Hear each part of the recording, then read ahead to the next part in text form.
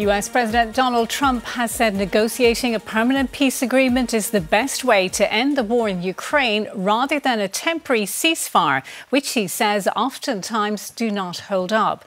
His comments came after what was described as a high-stakes summit with Russian President Vladimir Putin in Alaska ended without any breakthrough.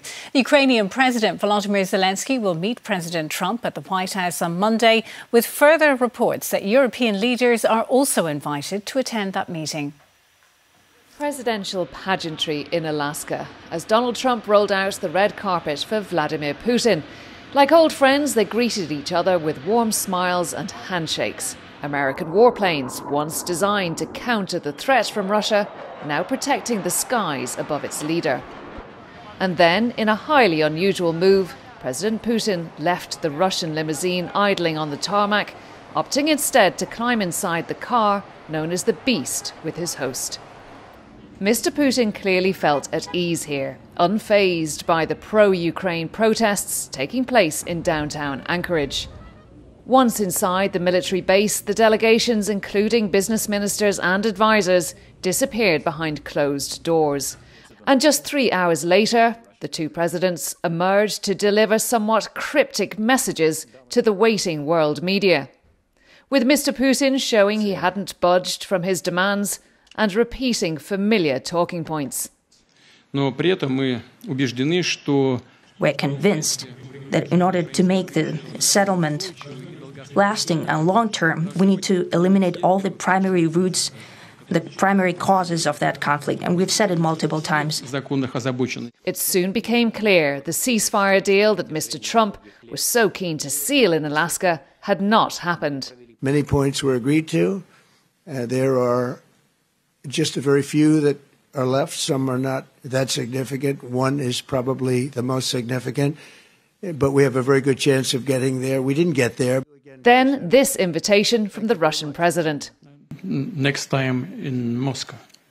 Oh, that's an interesting one. I don't know. I'll get a little heat on that one, but I could see it possibly happening. And they were gone without taking a single question. Well, let's go live to Yvonne, who's in Alaska for us this evening. Yvonne, how significant is this change from President Trump from ceasefire to peace plan, and where does it go from here?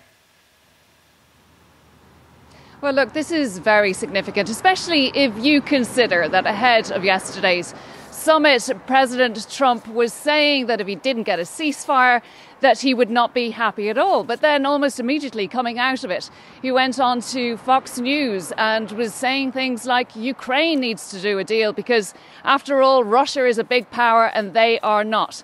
And then that shift in position this morning, delivered on Truth Social, his social media platform, saying that he doesn't necessarily favour a ceasefire anymore. He thinks a peace plan is a better idea. Sounding like President Trump has moved a lot closer to President Putin's position following their tête-à-tête yesterday.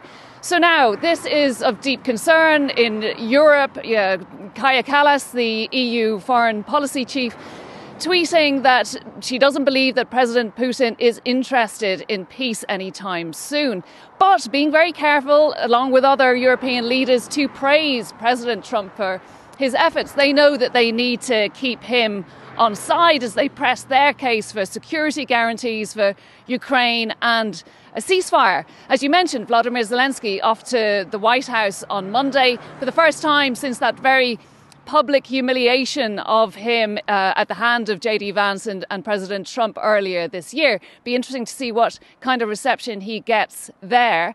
But today, a big change in mood from President Trump.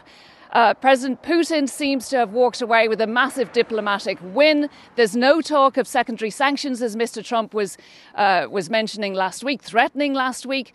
In fact, it just seems that he's moved a lot closer to Putin's position. Yvonne Murray in Alaska, thank you.